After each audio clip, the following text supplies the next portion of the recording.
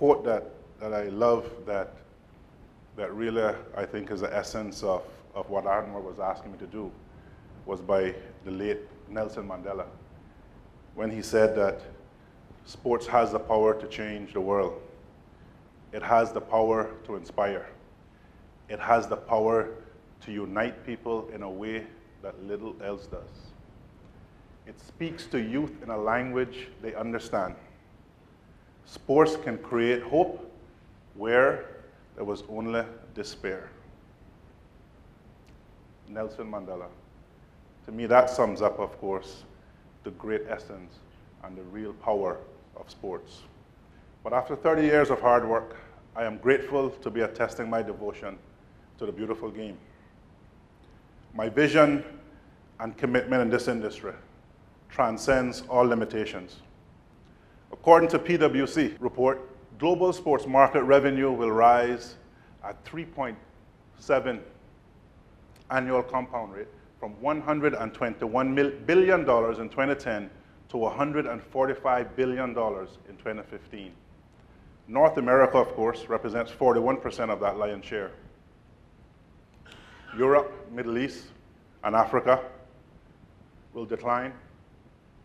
Latin America will see the largest growth of 5.6%. How do we value this? How do we value sports?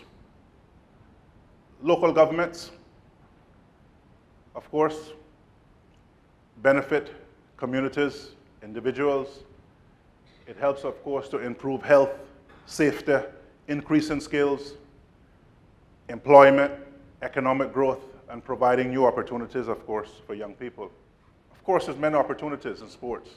It provides such a unique advantage in the global race for economic success.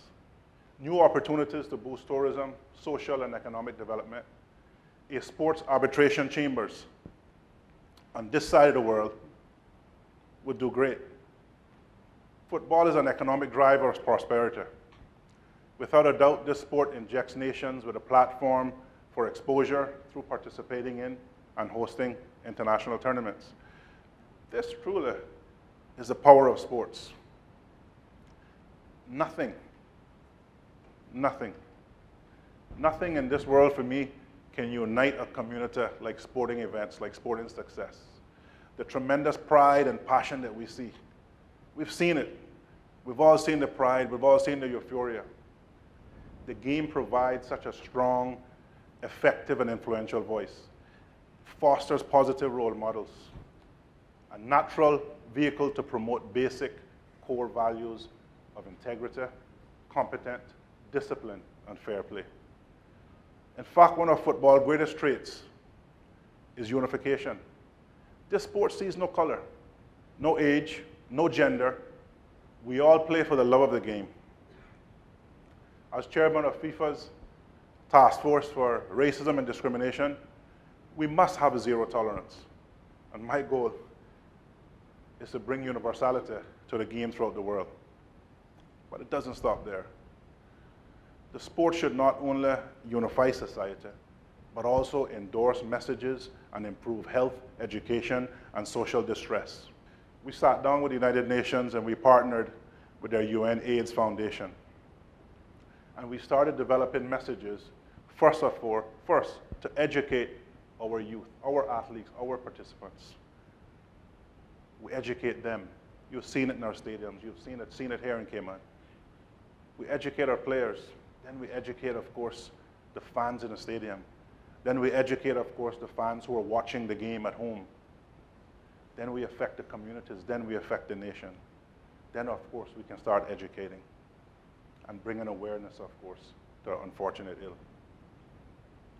For me, the game is about passion. The game is about health. Since 1999, FIFA has invested. We've invested $2 billion in development funds, $260 million directly here in our confederation.